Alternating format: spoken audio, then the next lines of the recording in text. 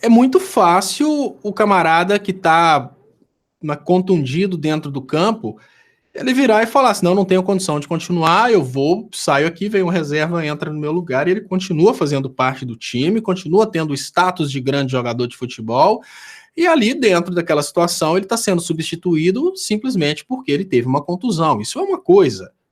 Outra coisa é uma pessoa que tem hoje um poder institucional de ministro da Justiça, controle sobre a Polícia Federal, controle sobre o COAF, tem essa autoridade de ministro, tem um foro por prerrogativa de função, que é o tal do foro privilegiado. Uma pessoa que tem tudo isso, abrir mão espontaneamente por causa de um escândalo. É a mesma coisa do Temer. Olha, o Temer estava sofrendo uma grande pressão, e sofrendo toda a pressão, o Temer pega e continua insistindo, porque ele não queria perder a prerrogativa de função, poder de comprar os deputados e senadores e assim por diante.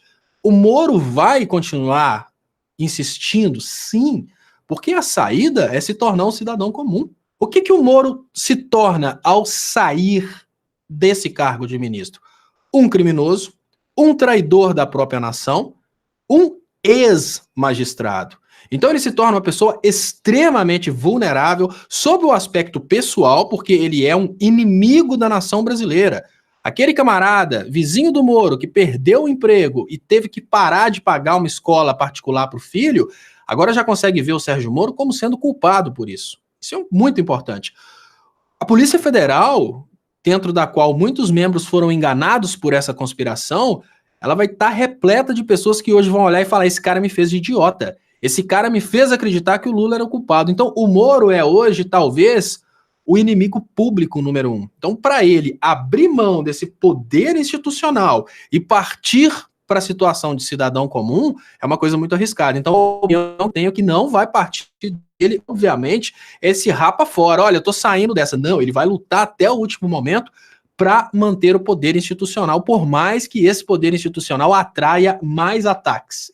É um ciclo, porque, olha, ele estando como ministro, ele vai ser cada vez mais atacado. Lembrem-se do Cunha, ao sair o Cunha, acabou o ataque contra o Cunha. Acabou. O poder institucional já não tem mais necessidade de ficar atacando. Na situação do Sérgio Moro, enquanto ele estiver como ministro do Bolsonaro, ele vai levar couro. Então, é um ciclo. Mas se ele sai dessa condição de ministro, olha, ele pode ser preso? Claro que pode ser preso. O cara conspirou contra a segurança nacional, conspirou contra a democracia, conspirou contra os interesses nacionais. E o Bolsonaro? Primeiro, o Bolsonaro, ele não tem capacidade de tomar decisão. Então, nós precisamos pensar nesse momento quem decide nesse momento. Quem decide o futuro do Sérgio Moro? Porque, acima de tudo, o Sérgio Moro é a garantia do PSDB dentro do governo Bolsonaro.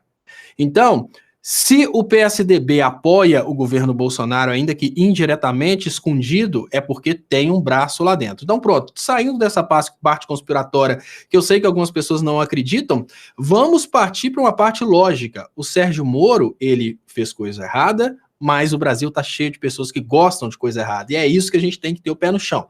Temos ainda uma base de apoio para a Operação Lava Jato, que mesmo sabendo que a Operação Lava Jato é uma operação fraudulenta, concorda com a Operação Lava Jato.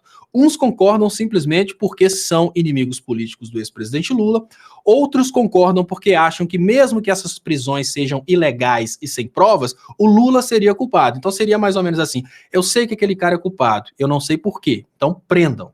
Mas não tem prova. Não, eu nem sei por quê, mas prendam. Então, isso ainda é base de apoio do ex-presidente Lula. A gente tem, obviamente, pessoas frustradas porque fizeram campanha pro Aécio, perderam.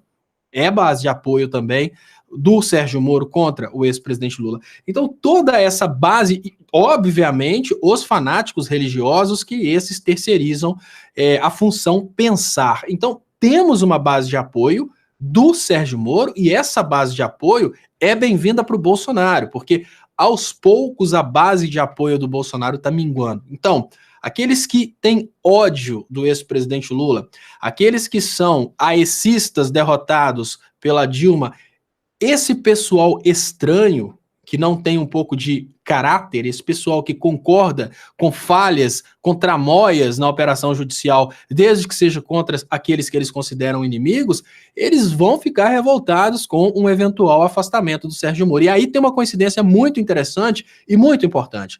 a base de apoio do Bolsonaro, que é uma base de apoio que sabe que o Bolsonaro está fazendo coisa errada, mas prefere o Bolsonaro fazendo coisa errada do que dar o braço a torcer e ver a volta, por exemplo, do ex-presidente Lula, é a mesma base de apoio do Sérgio Moro. É o mesmo caráter, a mesma personalidade, é a mesma falta de caráter, né? Olha, mesmo que eles estejam fazendo coisa errada, eles estão fazendo coisa errada, mas eu pelo menos tenho o prazer de ver os meus inimigos, entre aspas, que eu não considero Lula inimigo político de ninguém, eu consigo ver os meus inimigos políticos presos. Então, essa base de apoio é a mesma do Bolsonaro e do Sérgio Moro. E ao tirar, se vem do Bolsonaro a atitude de tirar o Sérgio Moro, ele racha essa base de apoio. Então, Sérgio Moro continua lutando pelo poder institucional, Bolsonaro fica dividido.